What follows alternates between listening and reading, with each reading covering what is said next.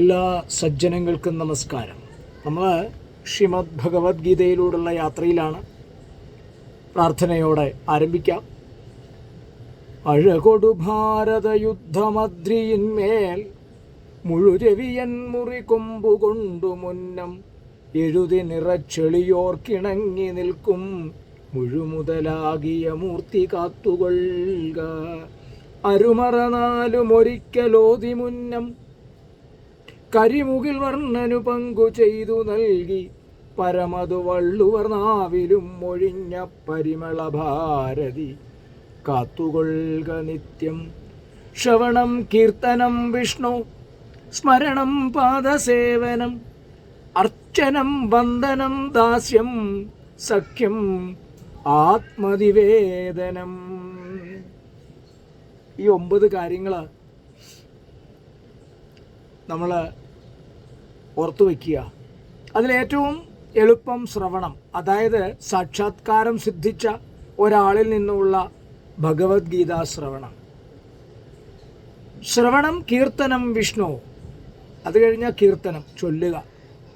പിന്നെ സ്മരണം പാദസേവനം, പിന്നെ ഭഗവാനെ സ്മരിക്കുക. പിന്നെ ഭഗവാന്റെ പാദസേവനം. ഭഗവാന്റെ പാദസേവനം എന്ന് വെച്ചാൽ നാരായണന്മാരുടെ പാദസേവനം നടത്തുക, അതാണ് അർച്ചനം. പിന്നെ അർച്ചിക്കുക, വന്ദിക്കുക, ദാസ്യം, ഭഗവത് ഭക്തന്മാരുടെ ദാസനായിത്തീരുക. സഖ്യം, മറ്റുള്ളവരോട് എല്ലാവരോടും ഒരുമിച്ച് ചേർന്ന് പോകുക. സഖ്യം എന്നൊക്കെ പറയുമ്പോൾ അതാണ്. ആത്മനിവേദനം, ഇതാണ് 9 കാര്യങ്ങൾ.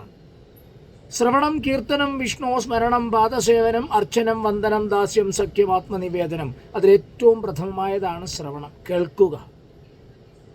ശ്രദ്ധയോടെ കേൾക്കുക, ചൊല്ലുക, മനനം ചെയ്യുക. അതിൻ്റെ പൂർണ്ണമായ അർത്ഥത്തെ ഉൾക്കൊണ്ടുകൊണ്ട് ജീവിതത്തെ ചിട്ടപ്പെടുത്തുക. അതാണ് ഭഗവത്ഗീത കൊണ്ട് നമ്മൾ ഉദ്ദേശിക്കുന്നത്. ജീവിതത്തെ ചിട്ടപ്പെടുത്താൻ ഇത്രത്തോളം മഹത്തായ ഒരു ഗ്രന്ഥം വേറെയില്ല. കർമ്മഭൂമിയിൽ നമ്മയൊക്കെ കർമ്മനിഷ്ഠരാക്കുന്ന മഹത്തായ ധർമ്മം, മഹത്തായ കർമ്മം അനുഷ്ഠിക്കുന്ന, എന്താണ് കർമ്മമെന്ന് മനസ്സിലാക്കി തന്ന കർമ്മയോഗിയായ ഭഗവാൻ ശ്രീകൃഷ്ണനാൽ ഉപദേശിക്കപ്പെട്ട കർമ്മയോഗ സിദ്ധാന്തമാണ് ശരിക്കും ഭഗവത്ഗീത എന്ന് പറയുന്നതിൽ തർക്കമില്ല. നമ്മൾ ആ ഗീതയിലെ 29 ശ്ലോകങ്ങൾ വരെ പഠിച്ചു കഴിഞ്ഞു. അർജുനൻ്റെ സ്ഥിതി വളരെ മോശമാണ്. അർജുനൻ പറഞ്ഞു കഴിഞ്ഞു, വേപതുശ്ച ശരീരേ മേ രോമഹർഷശ്ച ജായതേ. മാത്രമല്ല ഗാണ്ഡീവം ശ്രംസദേഹസ്തൈവ പരിദഹ്യതേ. കൃഷ്ണ, ഇവരെല്ലാം കൂടെ കണ്ടിട്ട് ദൃഷ്ട്വേമം സ്വജനം കൃഷ്ണ, ഈ സ്വജനങ്ങളെയൊക്കെ കണ്ടിട്ട്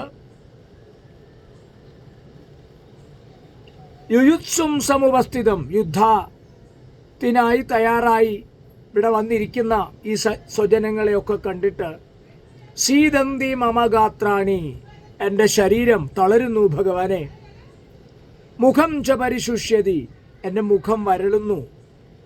അതുമാത്രമല്ല, പിന്നെയും അർജുനൻ പറയുകയാണ്, വേപതുശ്ച ശരീരേ മേ രോമഹർഷശ്ച ജായതേ. എൻ്റെ ശരീരം വേപതുഹുച്ച, വിറയ്ക്കുന്നു, രോമാഞ്ചമുണ്ടാകുന്നു. ഗാണ്ഡീവം, മഹത്തായ ഗാണ്ഡീവം എന്ന വില്ല് ശ്രംസദേഹസ്താത്, കയ്യിൽ നിന്ന് വഴുതിപ്പോകുന്നു. ത്വക്ചൈവ പരിദുഹ്യതി, എൻ്റെ തൊലി ചുട്ടുപൊള്ളുന്നു. ഇതൊക്കെ ഒരു വിഷാദ രോഗിയുടെ ലക്ഷണങ്ങളായി കഴിഞ്ഞിരിക്കുന്നു. നമ്മൾ പഠിക്കുന്നതും അർജുന വിഷാദയോഗമാണ്, നമുക്കൊക്കെ പലപ്പോഴും ഉണ്ടാകുന്നതാണ്.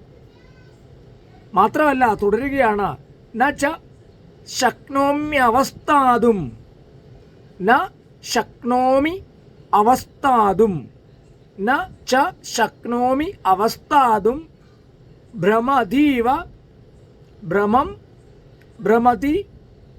ഭ്രമതീവ ച മേ മനഃ നിമിത്താനി ച പശ്യാമി വിപരീതാനി കേശവ. ഹേ കേശവ, കേശിയെ വധിച്ചവനെ, അവസ്ഥാതും ച നിൽക്കാനും, ന ശക്നോമി ഞാൻ ശക്തനാകുന്നില്ല, എനിക്ക് നിൽക്കാൻ പറ്റുന്നില്ല. മേന എൻ്റെ മനസ്സ്, മേ മനഃ എൻ്റെ മനസ്സ് ഭ്രമതിച്ച ഇവ ഇളകിക്കൊണ്ടിരിക്കുന്നത് പോലെ തോന്നുന്നു. കേശവ, കേശിയെ വധിച്ചവനെ, കൃഷ്ണ, വിപരീതാനി അശുഭങ്ങളായ നിമിത്താനി ച ശകുനങ്ങളും പശ്യാമി ഞാൻ കാണുന്നു. നമുക്കൊക്കെ ഏതൊരവസരത്തിലാണോ മനോധൈര്യം നഷ്ടപ്പെടുന്നത്, ഏതൊരവസരത്തിലാണോ നമ്മളൊക്കെ വിഷാദരോഗികളായി തീരുന്നത്, ആ സമയത്തൊക്കെ ഉണ്ടാകുന്ന കാര്യങ്ങളായി പറയും. നിൽക്കാൻ വയ്യ, ഇരിക്കാൻ വയ്യ, കിടക്കാൻ വയ്യ, മനസ്സങ്ങനെ ഇളകിയാടുന്നു, അശുഭങ്ങളായ സ്വപ്നങ്ങൾ കാണുന്നു, അശുഭങ്ങളായ ശകുനങ്ങളെ കാണുന്നു, പിന്നെ എല്ലാം അശുഭങ്ങളാണ്. എന്ന് വെച്ചാൽ നാം മനോരോഗത്തിന് അടിമപ്പെട്ടു എന്നതിൻ്റെ തെളിവാണിതൊക്കെ. ജീവിതത്തിൽ എപ്പോഴെങ്കിലും എന്തെങ്കിലും കാര്യത്തിൽ സംശയമുണ്ടാകുന്നു, നാം ഒരു മനോരോഗത്തിന് അടിമപ്പെട്ടിരിക്കുന്നു. എപ്പോഴെങ്കിലും ജ്യോതിഷിയെ കാണണമെന്ന് ആഗ്രഹം തോന്നിയാൽ അതും ഒരു മനോരോഗം തന്നെയാണ്. നച ശക്നോമ്യവസ്ഥാതും ഭ്രമതീവ ച മേ മനഃ. എൻ്റെ മനസ്സ് ഭ്രമിക്കുന്നു. നിമിത്താനി ച പശ്യാനി, ചില ദുർനിമിത്തങ്ങൾ പശ്യാനി കാണുന്നു. എങ്ങനെ? വിപരീതാനി കേശവ, വിപരീതങ്ങളായ നിമിത്തങ്ങൾ കാണുന്നു. നിമിത്തങ്ങൾ എന്ന് വെച്ചാൽ ശകുനങ്ങൾ കാണുന്നു. അർജുനൻ്റെ അവസ്ഥ വളരെ പരിതാപകരമായിരിക്കുന്നു എന്ന് പറയുന്നതാവും ശരി. എനിക്കിപ്പോൾ ഉറച്ചു നിൽക്കാൻ കൂടി സാധിക്കുന്നില്ല. ഞാൻ എന്നെ തന്നെ മറന്നു പോകുന്നു. മനസ്സ് ചുറ്റിക്കറങ്ങുന്നു. അല്ലയോ കേശവ, കേശി എന്ന അസുരനെ വധിച്ചവനെ, ദൗർഭാഗ്യ ലക്ഷണങ്ങളാണ് ഞാൻ എമ്പാടും കാണുന്നത്. വികാരവിക്ഷോഭത്തിൽ അർജുനൻ യുദ്ധരംഗത്ത് നിൽക്കാനാവാതായി. മനോദൗർബല്യം കൊണ്ട് ആത്മവിസ്മൃതിയോളം എത്തി. ഭൗതിക വിഷയങ്ങളിലുള്ള അമിതമായ ആസക്തി മനുഷ്യനെ അമ്പരപ്പിക്കുന്ന ഒരു വിഷമസ്ഥിതിയിലെത്തിക്കുക സ്വാഭാവികമാണ്. ഭയം ദ്വിതീയാഭിനിവേശത സ്യാത്. ഭാഗവതം പറയുന്നുണ്ട്, ഭൗതിക പരിതസ്ഥിതികളാൽ അത്യന്തം സ്വാധീനിക്കപ്പെട്ടവരിലാണ് ഇത്തരത്തിലുള്ള ഭയപ്പാട്. നമ്മൾ പറയാറില്ലേ, മടിയിൽ കനമുള്ളവനെ വഴിയിൽ ഭയമുള്ളൂ. ശരിയല്ലേ? നോക്കുക, ഭയമുള്ളവരെ കുറിച്ച് നമുക്കറിയാം. പോലീസ് അറസ്റ്റ് ചെയ്യുമ്പോഴത്തേക്കും നെഞ്ചത്തൊറ്റപ്പെടുത്തുക, കറങ്ങി വീണ് കഴിഞ്ഞു, ആശുപത്രിയിൽ അഡ്മിറ്റായി. ആർക്കാണോ ഭയമില്ലാത്തത് അവരങ്ങോട്ട് ചെന്ന് പോലീസിന് ഹാജരാകുന്നു, കൊണ്ടുപോയിക്കോളൂ, ഞാൻ തെറ്റൊന്നും ചെയ്തിട്ടില്ല. അപ്പം മടിയിൽ കനമുള്ളവനെ വഴിയിൽ ഭയമുള്ളൂ, അവനെല്ലാവരെയും ഭയക്കണം. ഇവിടെ അർജുനും ഭയം ദ്വിതീയാഭിനിവേശത സ്യാത്.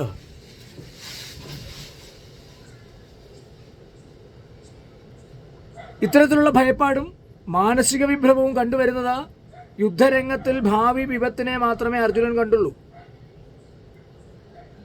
ശത്രുക്കളെ ജയിച്ചാൽ പോലും തനിക്ക് സന്തോഷിക്കാനാവില്ലെന്ന് അർജുനന് മനസ്സിലായി.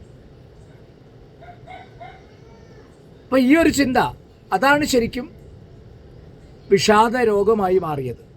അതുകൊണ്ടാവണം ഈ അധ്യായത്തിന് വേദവ്യാസ മഹർഷി അർജുന വിഷാദയോഗമെന്ന് പേരിട്ടത്. അടുത്ത ശ്ലോകത്തിൽ പറയുന്നു, നച ശ്രേയഃ അനുപശ്യാമി, നച ശ്രേയഃ അനുപശ്യാമി, ഹത്വാ സ്വജനം ആഹവേ, ന കാംക്ഷേ വിജയം കൃഷ്ണ, നച രാജ്യം സുഖാനി ച. അർജുനൻ തുടരുകയാണ്, കരയുകയാണ്, വിറയ്ക്കുകയാണ്. നച ശ്രേയോ ന ശ്രേയഃ അനുപശ്യാമി, നച ശ്രേയോനുപശ്യാമി, ഹത്വാ സ്വജനമാഹവേ, ന കാംക്ഷയേ വിജയം കൃഷ്ണ, നച രാജ്യം സുഖാനി ച. ആഹവേ, യുദ്ധത്തിൽ, സ്വജനം, ബന്ധുക്കളെ, ഹത്വാ, കൊന്നിട്ട്, ശ്രേയഃ ച, ഒരു നന്മയും ന അനുപശ്യാമി, ഞാൻ ആഗ്രഹിക്കുന്നില്ല, ഞാൻ പ്രതീക്ഷിക്കുന്നില്ല. കൃഷ്ണ, ഭഗവാനെ, വിജയം, ജയവും, രാജ്യം ച, രാജ്യവും, ന കാംക്ഷേ, ഞാൻ കാക്ഷിക്കുന്നില്ല, സുഖാനി ച, സുഖങ്ങളെയും, ന കാംക്ഷേ, ഞാൻ ആഗ്രഹിക്കുന്നില്ല. ഒറ്റ ശ്ലോകത്തിൽ അർജുനൻ എല്ലാം പറഞ്ഞു കഴിഞ്ഞു. ന ശ്രേയ ന ച ശ്രേയ അനുപശ്യാമി, ഹത്വാ സ്വജനമാഹവേ, തൻ്റെ സ്വജനങ്ങളെ കൊന്നിട്ട് കിട്ടുന്ന ഒരു ശ്രേയസ്സും എനിക്ക് വേണ്ട. ന കാംക്ഷേ വിജയം കൃഷ്ണ, എനിക്കൊരു വിജയവും വേണ്ട. ന രാജ്യം സുഖാനുജ, എനിക്ക് രാജ്യവും വേണ്ട, സുഖവും വേണ്ട. ബദ്ധരായ ജീവാത്മാക്കൾ തങ്ങളുടെ യഥാർത്ഥമായ പ്രതിപത്തി വിഷ്ണുവിൽ അഥവാ കൃഷ്ണനിലാണെന്ന സത്യം മനസ്സിലാക്കാതെ ശാരീരിക ബന്ധങ്ങളാൽ ആകൃഷ്ടരാവുകയും അങ്ങനെ സന്തോഷിക്കാമെന്ന് ആശിക്കുകയും ചെയ്യുന്നു. ഇവിടെ അർജുനും അതാണ് ആശിച്ചത്. ബന്ധുക്കളെ യുദ്ധത്തിൽ കൊല്ലുന്നത് കൊണ്ട് എങ്ങനെ എന്ത് ഗുണമുണ്ടാവുമെന്ന് എനിക്ക് മനസ്സിലാവുന്നില്ല. അർജുനൻ പറയുകയാണ്, കൃഷ്ണ, എനിക്ക് വിജയം വേണ്ട, രാജ്യം വേണ്ട, സുഖവും വേണ്ട, എനിക്കൊന്നും വേണ്ട. ഇതാണ് ആ ശ്ലോകത്തിലൂടെ പറയുന്നത്. നച ശ്രേയോനുപശ്യാമി ഹത്വാ സ്വജനമാഹവേ ന കാംക്ഷേ വിജയം കൃഷ്ണ ന ച രാജ്യം സുഖാനി ച. അടുത്ത എന്താ പറയുന്നത്? കിം നോ രാജ്യേന ഗോവിന്ദ കിം ഭോഗൈ ജീവിതേന ച ജീവിതേന വ യേഷാം അർത്ഥേ കാംക്ഷിതം നഹ രാജ്യം ഭോഗാഹ സുഖാനി ച. ആ ഒരു ശ്ലോകം കൂടി നോക്കിക്കോളൂ. കിം നോ രാജ്യേന ഗോവിന്ദ, ഗോവിന്ദ കൃഷ്ണ, ഞങ്ങൾക്ക് രാജ്യേന രാജ്യം കൊണ്ട്, കിം എന്ത്, ഭോഗൈകി ഭോഗങ്ങളെ കൊണ്ടും, ജീവിതേനവ ജീവിതം കൊണ്ടുപോലും, കിം എന്ത് പ്രയോജനം, നഹ ഞങ്ങൾക്ക് യേശാമർത്ഥേ. അടുത്ത അവിടേക്കാ വരുന്നത്. യാതൊരുവർക്ക് വേണ്ടി ഈ രാജ്യം, ഈ അർത്ഥം, ഈ ധനം കാംക്ഷിതം ആഗ്രഹിക്കപ്പെടുന്നുവോ,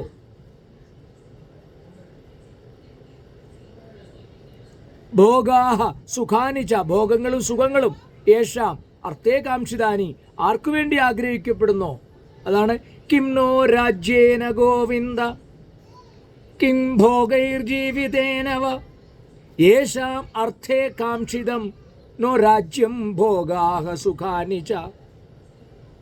ത ഇമേ അവസ്ഥിതാ യുദ്ധേ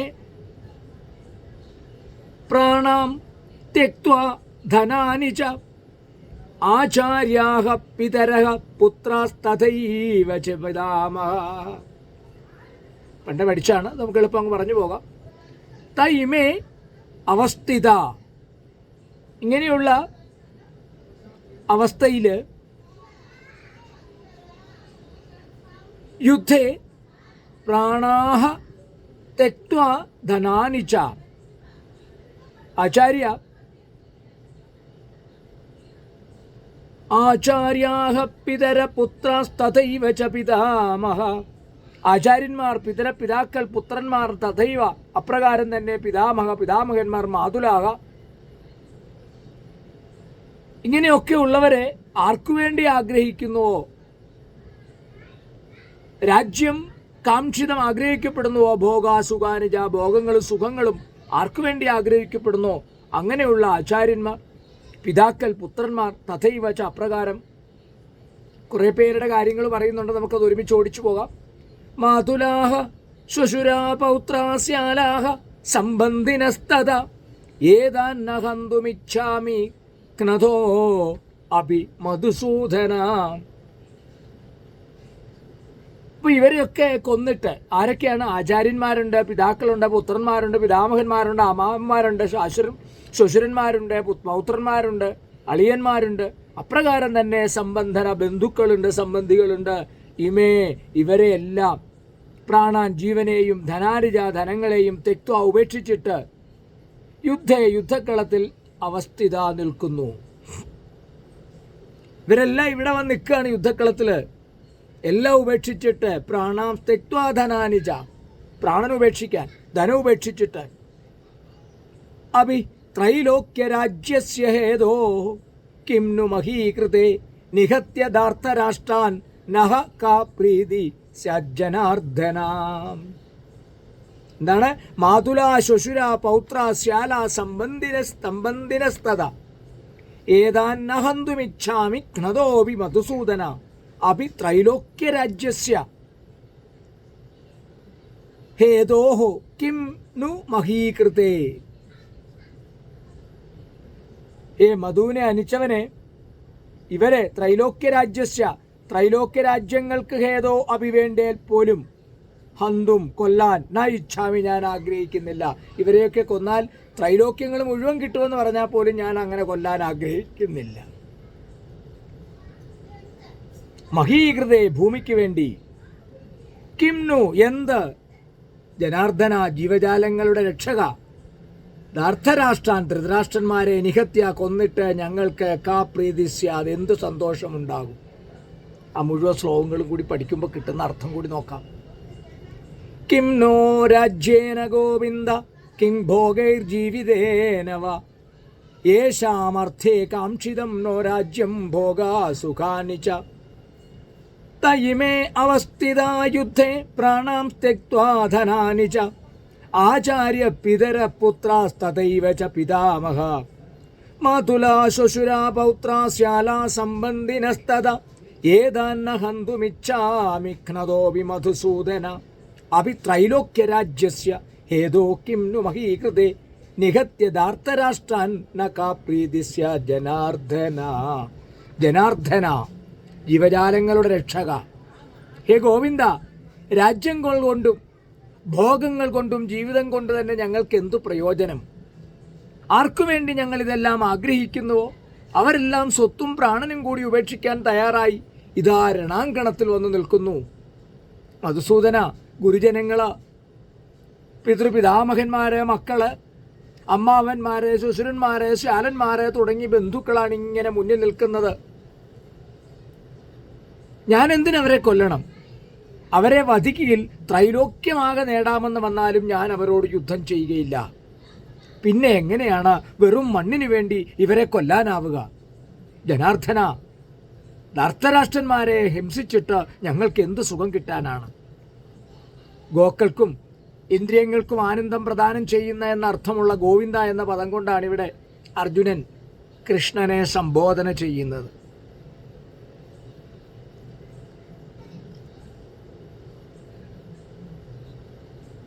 അതായത് സാരവത്തായി വാക്കുപയോഗിച്ചത് കൊണ്ട് തൻ്റെ ഇന്ദ്രിയങ്ങളെ തൃപ്തിപ്പെടുത്തുന്നതെന്നാണ്, തൻ്റെ ഇന്ദ്രിയങ്ങളെ തൃപ്തിപ്പെടുത്തുന്നതെന്ത് എന്ന് കൃഷ്ണൻ മനസ്സിലാക്കണമെന്ന് അർജുനൻ ധ്വനിപ്പിക്കുന്നു ഗോവിന്ദ എന്ന വാക്കുകൊണ്ട്.